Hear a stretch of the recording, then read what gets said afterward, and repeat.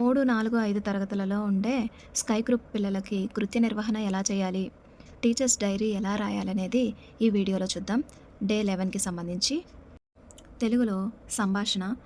పిల్లలు జెండా పండగ గురించి మాట్లాడేలా చూడడం. ఈ ప్రశ్నల ద్వారా పిల్లలు మాట్లాడేలా చేయవచ్చు. జెండా పండగ అంటే ఏమిటి? ఎప్పుడు జరుపుకుంటారు? జాతీయ జెండాలో ఎన్ని రంగులు ఉంటాయి? వంటి ప్రశ్నల ద్వారా పిల్లలను మాట్లాడించవచ్చు. నెక్స్ట్ గుమ్మడికాయ గుండమ్మ కథ. ఈ కథను ఇచ్చినటువంటి చిత్రకారుడు సహాయంతో కథను పిల్లల చేతనే చెప్పించడం, కథలోని వాళ్ళు చెప్పిన పదాలనే ఉపయోగించి కథను రాయించడం. Next fire in the mountain run run run ఆట. ఫైర్ ఇన్ ద మౌంటైన్ అని టీచర్ గట్టిగా చెప్పినప్పుడు పిల్లలు రన్ రన్ రన్ అని గట్టిగానే చెప్తారు. ఫైర్ ఇన్ ద మౌంటైన్ అని టీచర్ చిన్నగా చెప్పినప్పుడు రన్ రన్ రన్ రన్ అని చిన్నగా చెప్తారు పిల్లలు కూడా. అలాగే టీచరు స్టాప్ అని చెప్పినప్పుడు పిల్లలు ఆగిపోతారు. స్టాప్ అని చెప్పినప్పుడు టీచరు భాషా భాగాలకు సంబంధించినవి కానీ, అర్థాలకు సంబంధించినవి కానీ, వ్యతిరేక పదాలకు సంబంధించినవి కానీ ఎవరిష్టం వారిదండి. ఇక్కడ నేను భాషా భాగాలకు సంబంధించిన అంశాలను అడగడానికి ఉంచాను. ఇక్కడ పిల్లలు కరెక్ట్గా చెప్పినట్లయితే ఆటలో ఉంటారు, తప్పుగా చెప్పినట్లయితే ఆట నుంచి అవుట్ అయిపోయి పక్కకు వెళ్ళిపోతారు. అలా చివరి వరకు ఆడించడం జరుగుతుంది. ఇలా గేమ్ ఆడించవచ్చు. హోంవర్క్ ఏంటంటే గుమ్మడికాయ గుండమ్మ కథలో గుండమ్మ స్థానంలో మీరు ఉంటే పులికి, నక్కకు మీరేం చెప్పేవారు?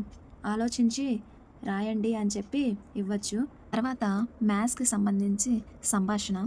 క్రికెట్కి సంబంధించి న్యూస్ పేపర్ని లేకపోతే చూపించడానికి కుదరనప్పుడు చదివి దాంట్లోని గణిత సంబంధిత విషయాలను మాట్లాడించవచ్చు.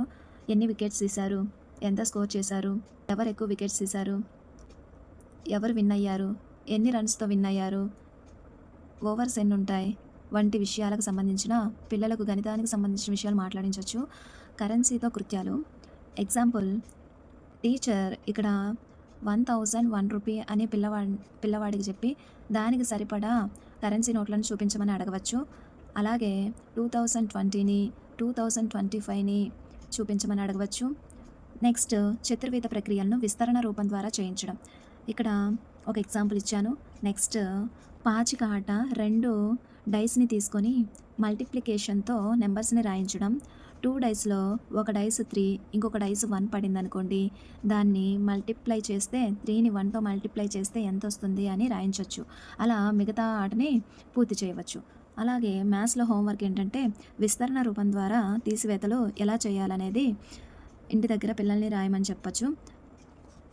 Next English. కిచెన్ షెల్ఫ్ గురించి 3 సెంటెన్సెస్ చెప్పమనడం. వాళ్ళు చెప్పలేకపోతే మనమే బోర్డు పైన రాసి చదివించవచ్చు. డట్ ఐ అంటే ఈ అని పలుకుతాం. షార్ట్ ఐ గురించి చెప్పి 10 వర్డ్స్ రాయించడం, సెంటెన్సెస్ని ఫ్రేమ్ చేసి చదివించడం. వాళ్ళు కనుక రాయలేకపోతే బోర్డు పైన రాసి వారి చేత చదివించి నెక్స్ట్ హోంవర్క్ కూడా ఇంకా 2 సెంటెన్సెస్ మీరు రాయండి, ట్రై చేయండి అని చెప్పి చెప్పవచ్చు. Thank you all of you.